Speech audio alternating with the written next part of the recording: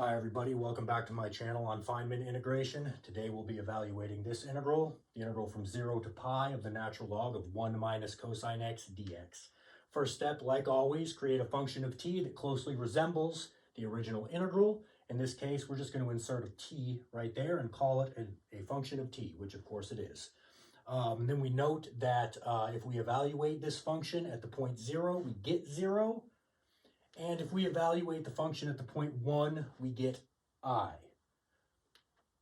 Okay, so the next step is a familiar one. We're going to use the Leibniz rule to take the derivative of f of t by taking the partial with respect to t of the integrand.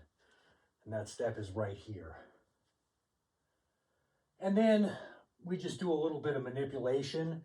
We multiply by t on the inside and divide by t on the outside. And you can do that because this integral is with respect to x. So t is a constant.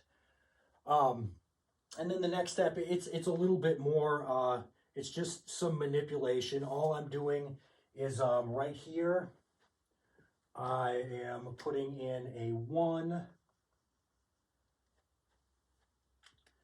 so that the top and the bottom cancel out, giving you pi over t. But then, of course, we added that 1, so we now have to subtract the integral from 0 to pi of 1 over t times 1 over 1 minus t cosine x dx. And I hope you can all follow that. Now, the next step involves a kind of an unorthodox substitution that I discussed, I think, 2 videos ago. It's called the Weierstrass substitution. I'm not going to go over that in this video. Watch my video on the Weierstrass substitution if you want to see where this substitution comes from. But you don't really need to. It's just a substitution. And the substitution is that u is equal to the tangent of x over 2. If you haven't watched the video on the Weierstrass substitution, see if you can get anything good by making that substitution. It's a little bit crazy, but if you do make that substitution, you can come to the fact that f prime of t is equal to pi over t minus 2 over t times 1 plus t times the integral from 0 to infinity of 1 over u squared plus 1 minus t over 1 plus t du. I know that looks really, really crazy. Watch my video on the Weierstrass substitution, and it'll clear that up. It'll clear that up a little bit. I'm not going to be going through any of the busy work in this. This channel is about Feynman integration. It's not about brute force calculation of derivatives and integrals. I just kind of assume anybody watching this channel is already comfortable with that. But this is the form we want to end up with because it's a familiar form. We got u squared plus some constant, which makes it some form of, it looks like something you can do, and you can. And when you evaluate that, you get that f prime of t is equal to pi over t minus pi over t times the square root of 1 minus t squared.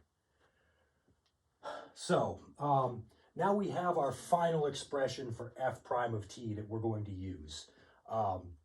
So to get f of t, which is what we want, so we can plug in 1 to get I, we integrate this, and we integrate f prime of t, giving us that f of t is equal to pi times the natural log of 1 plus the square root of 1 minus t squared. Again, there's some work involved from going from here to there. There is, but you can all handle it.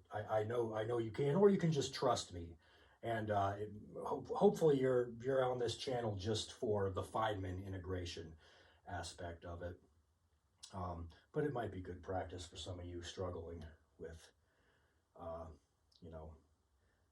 first and second semester calculus integration techniques. But anyway, we have f of t is equal to pi times the natural log of 1 plus the square root of 1 minus t squared plus c.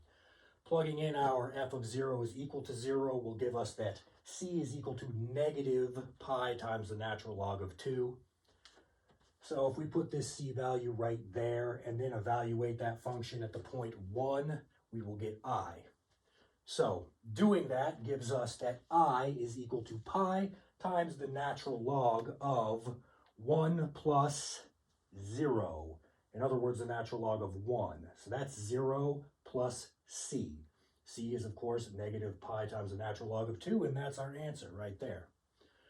So I think in my next video, I'm going to be evaluating this exact same integral. However, I'm going to be doing it using a substitution, another unorthodox substitution that I went over on this channel. I believe it was my last video, called King's property. And we'll be doing this exact same integral that way next time. Hope you enjoyed that.